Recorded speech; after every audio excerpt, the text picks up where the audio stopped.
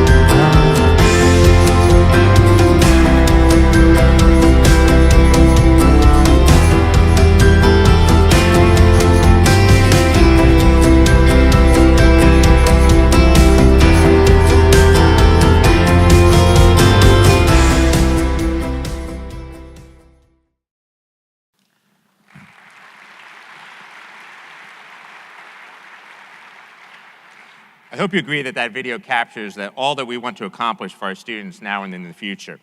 The Winthrop experience remains strong, and there have been many highlights from the last 12 months that support the quality of that experience. This summer, we received notification from the Southern Association of Colleges and Schools Commission on Colleges, known as SAC-COC, of its approval of the university's fifth-year interim report, with no request for follow-up or clarification. This is important because it says we are in compliance with the multiple accreditation standards covered in that report. Those include institutional effectiveness regarding educational programs, program curricula, Title IX program responsibilities, student support services, physical facilities, among others. In addition, we are proud that our Global Learning Initiative was also recognized by SAC-COC without follow-up.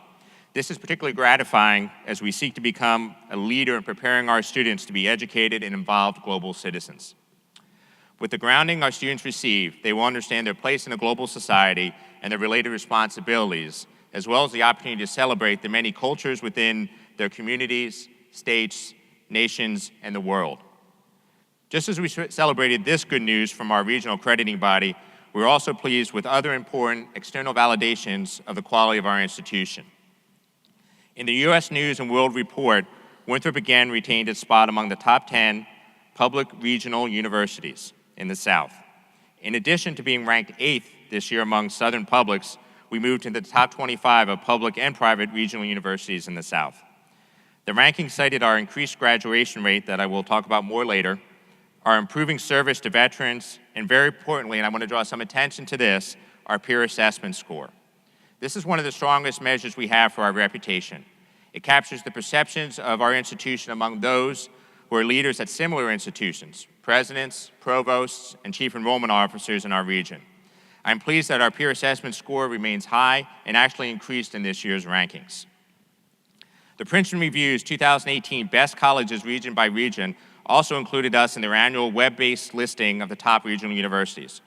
Winthrop was praised for its diverse student body and beautiful campus. These two areas in particular have helped set Winthrop apart over the years, and I'm proud that we continue to be recognized for our commitment in these areas. Other notable mentions in Winthrop's profile were the professors' availability, the West Center, our NCAA Division I athletic programs, and the university's cultural event requirement. I've said this before, we don't chase rankings, but we're pleased that our collaborative efforts have consistently been noted in these important resources that prospective students and their parents use during their college search process. As such, the third-party endorsements continue to bring positive attention to the university. Similarly, attention comes our way through the success of our Division I sports teams and individual athletes, and we had much success this past year in competition and in the classroom. The men's basketball program claimed the Big South Championship for the 11th time. And no applause?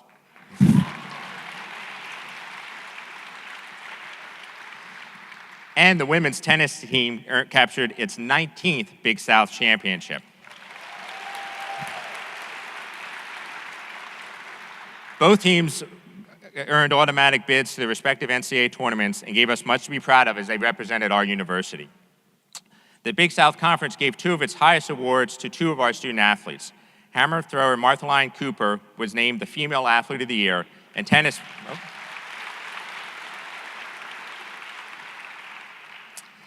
player Caitlin Cridlin shared the Woman of the Year honors with another Big South athlete.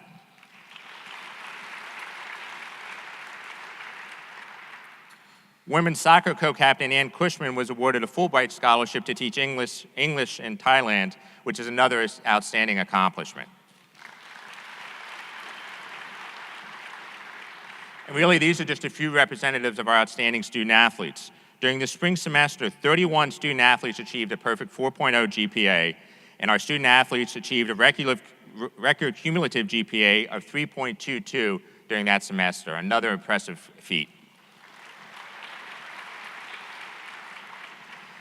This all speaks to the outstanding commitment of our athletes and the leadership that we have in place in our athletic program, from the coaches and support staff to the administration. As part of the efforts to better promote the university, one of the tools we have is our new virtual tour for prospective students. We launched UVisit last fall, and it has been used more than 12,000 times, allowing prospects and others to experience our beautiful campus at their fingertips. We know that when folks see our campus, they want to visit, and visits is one of the best predictors for applying and ultimately attending Winthrop University. These highlights are just a few examples of the things that happened during the last year and as we began the implementation of the Winthrop Plan. Each year we hope to make progress like this as we work towards our 2025 goals. Again, our overall goal is to elevate our reputation as an institution and undertake initiatives that will establish Winthrop as a model for others of what is possible. I've said from the beginning, we will do that with measurable goals and transparent reporting. Each year, we will know not only what our goals are for the long term, but also for the short term. Each year, we will evaluate our success in meeting our targets. Given that our targets are ambitious, we may not always reach them, and that's okay. I'd rather have us challenge ourselves than take an easy path. So let's talk about our progress to date, as well as look forward, as we pursue our goals to increase enrollment, retention, student success, diversity, and fundraising, all on our quest to be a national model for a student-centered university experience.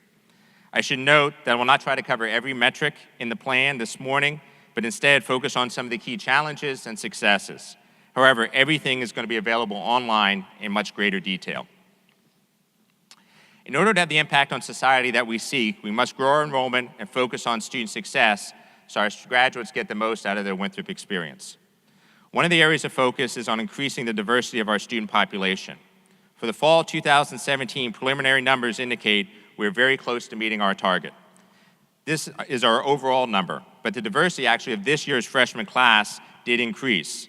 I believe if we continue to focus on outreach efforts that had a positive impact on our incoming class this year, we will see this percentage rise in the next few years.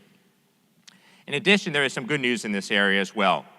Earlier this year, for the second time in a decade, Winthrop was included in the National Education Trust report that identifies leading higher education institutions with high graduation rates among African American students. Winthrop was number 2 in the nation in a list of the top performing schools.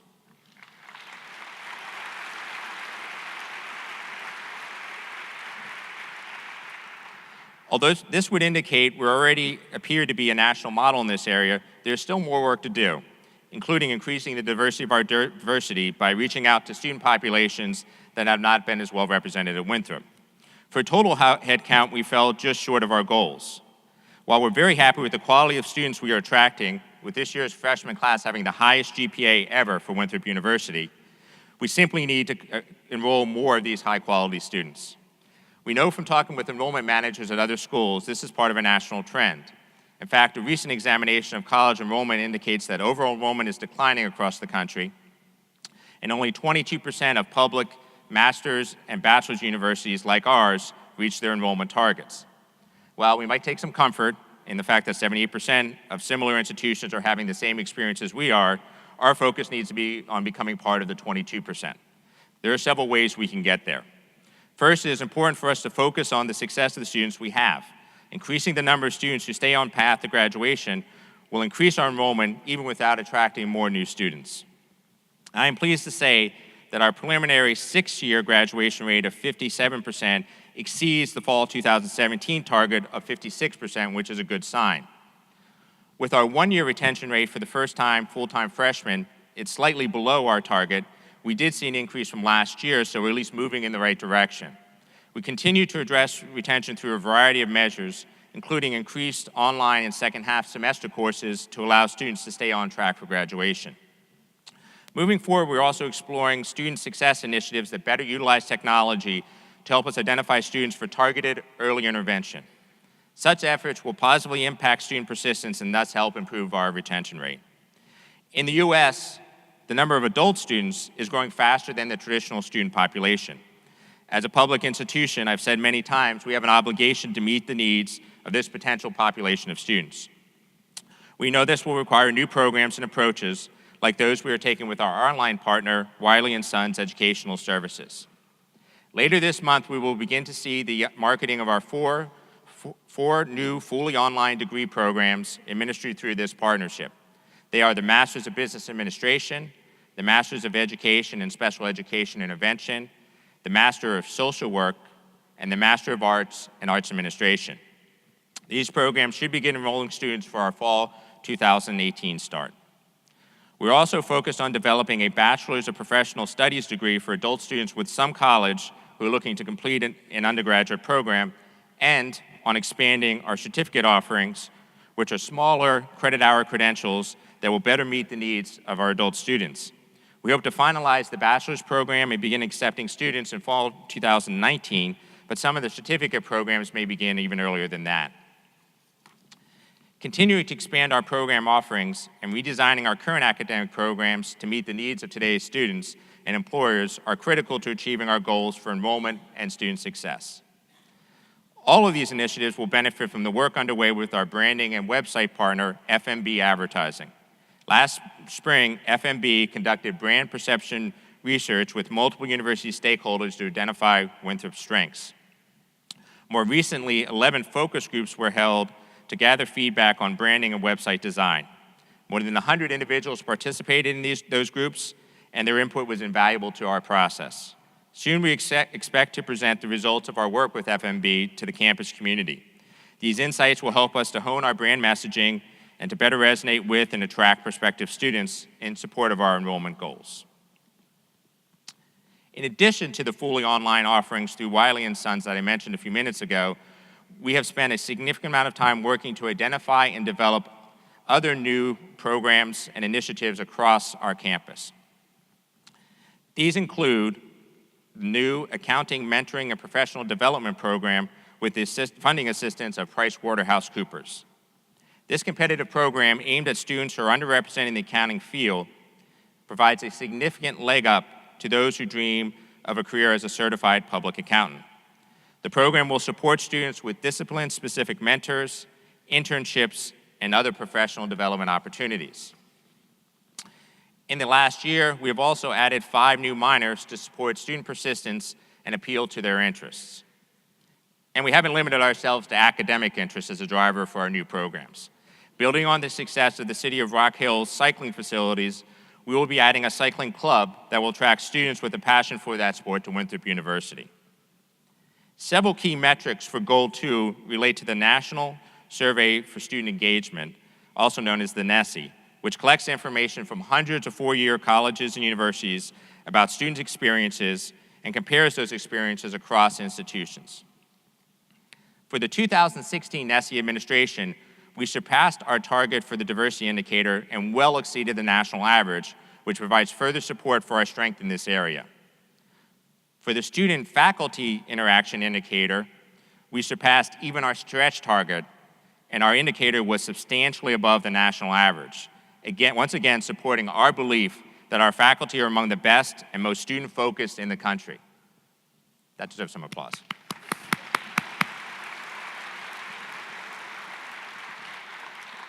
As I stated last year, when we reach our goals more quickly than we planned, we will raise our aspirations even higher. This is one area we may increase our long-range target. We still have work to do to hit our target for students who graduate with at least 2 high-impact practices, but I must note we were again well above the NSSE average on this. Still, remember, we want to be a model for others, so we will continue to explore new ways to engage our students in high-impact practices so we can truly establish ourselves as a national leader in this area. We will continue our cooperation with the City of Rock Hill on all of the opportunities that are currently developing in the University Center Knowledge Park area. In fact, we will be moving into new space in that area to help us meet the needs of our rapidly growing exercise science program. I think we would all agree that our students deserve the finest faculty and staff to help them realize their individual definitions of success. And thus, the best way to attract and retain those individuals is to ensure they feel valued by this institution.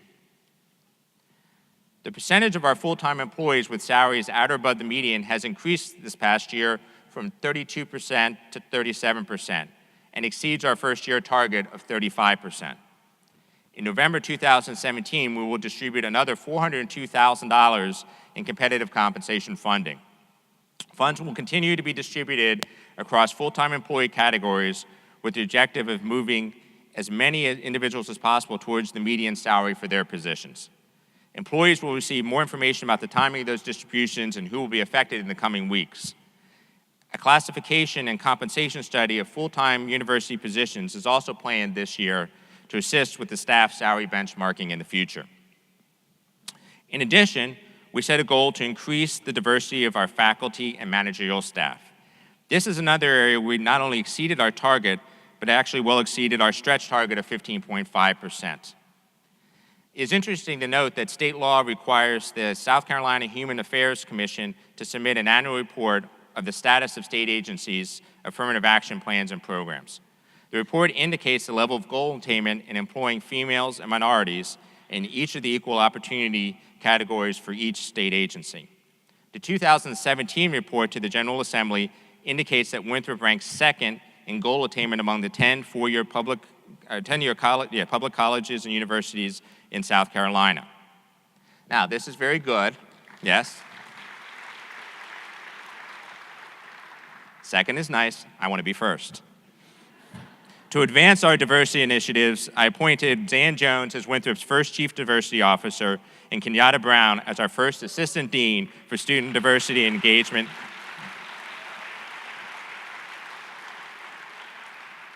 Kenyatta is our first Assistant Dean for Student Diversity, Engagement, and Inclusive Excellence, and we did that both during the last year. Our diversity efforts have begun to be noticed by others. For example, we have been asked several times by national and regional organizations to speak and write about our efforts and success in increasing diversity in our athletic department. Again, we want to be a model for others across the country, and we are moving in that direction.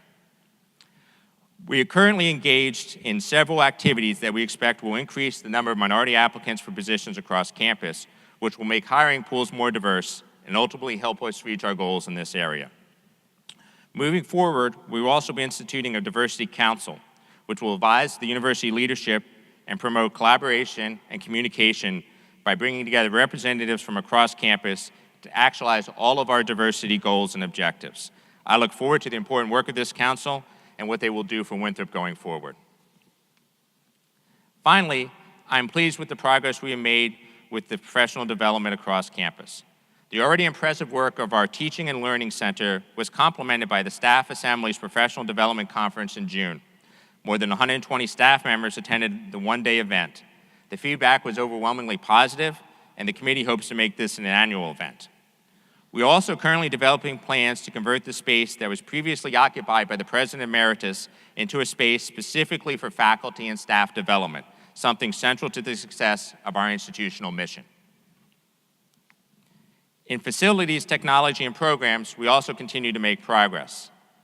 I'm happy to say that we significantly exceeded our stretch target on upgraded classrooms, and we will likely set an even higher goal for technology in the classrooms in the future.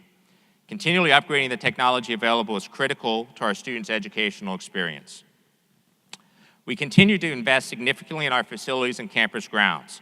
While we were short of our target, we did increase our spending in the last year and have a number of projects that are coming up that still make our long-term goals realistic.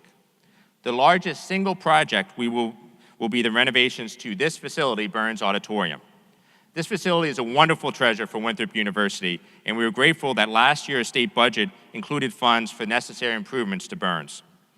We are currently in the design stage and anticipate bidding in the spring and the work to begin in June 2018 for what will be a year-long project. We will also continue to support efforts for a bond bill in the upcoming legislative session, as such an effort would help to fund projects and address important facility upgrades at many institutions, including Winthrop. There are also a number of initiatives related to areas around campus that will benefit the university going forward. For example, we are still in the early phase of the Cherry Road improvements, but I hope you can see the impact that this will have as it enhances pedestrian safety, access to Cherry Road businesses, and the look of the northern side of campus. While this work will continue for several more months, the final result will be transformative for the Winthrop community and our neighbors. I would like to thank our government partners, the City of Rock Hill and York County, for helping to make these improvements possible.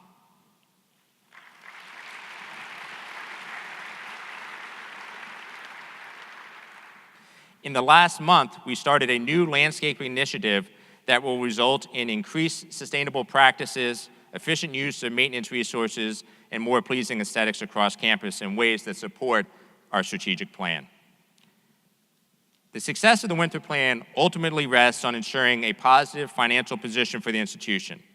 Financial stability and effective fundraising operations are critical as we work to realize our ambitious vision for the future.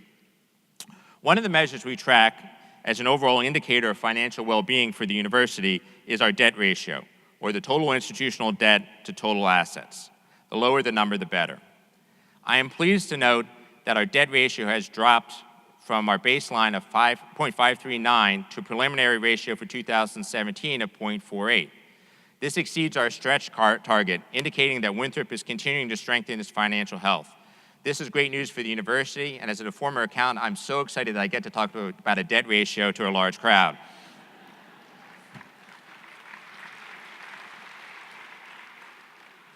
We've also clearly seen success with our university endowment. As you can see, we are well ahead of our stretch target.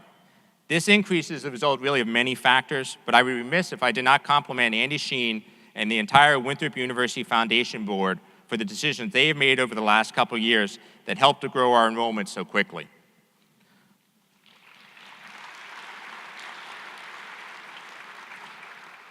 While our alumni giving rate continues to exceed national averages, we still have work to do to meet our current and future goals. I cannot underestimate the importance of consistent giving by our alumni.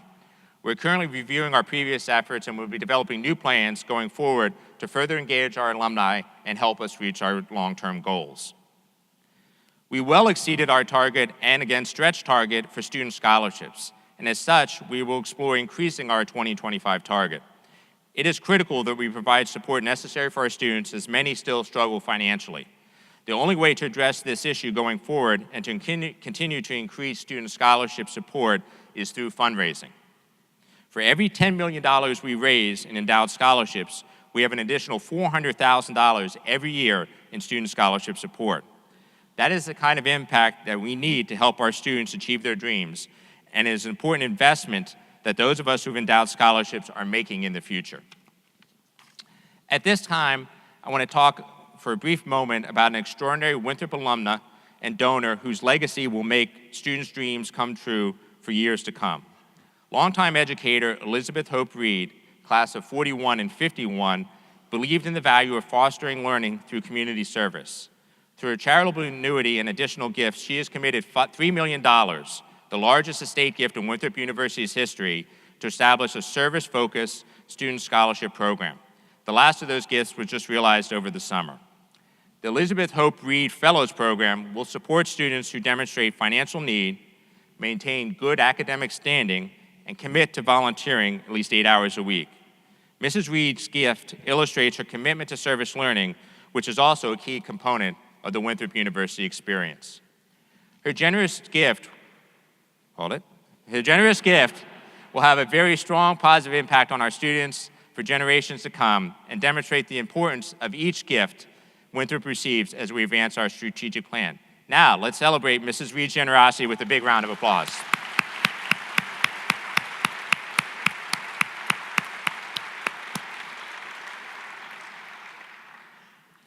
As we look at our results as a whole, it is clear we made a lot of progress on the implementation of the Winthrop Plan, in some cases not only exceeding our targets, but our stretch targets. But that being said, we still have more work to do. In order to improve the implementation going forward, we have established 5 working groups that will provide leadership and coordination in developing and monitoring future initiatives in the Winthrop Plan. Each group is led by one of our vice presidents. The creation of these working groups will assist us in continuing the good work that has already been accomplished in the last year, in addition to providing more transparency throughout this entire process. I want you to know that all the information I presented, as well as specific results of each metric in the plan, is being uploaded to my website today. We have expanded the Winthrop Plan section of my site to include everything from the initial strategic planning working groups to today's presentation. I hope you'll take a look and let me know if you have any suggestions for how we are presenting the information. Our intention is to be transparent and create a place where you can go to monitor everything that's happening. At the November meeting of the Board of Trustees, we will discuss the 2018 goals, and as I said earlier, consider increasing some of those 2025 goals when we've achieved success much more quickly than we anticipated. We will add all of that information to the website when that process is complete.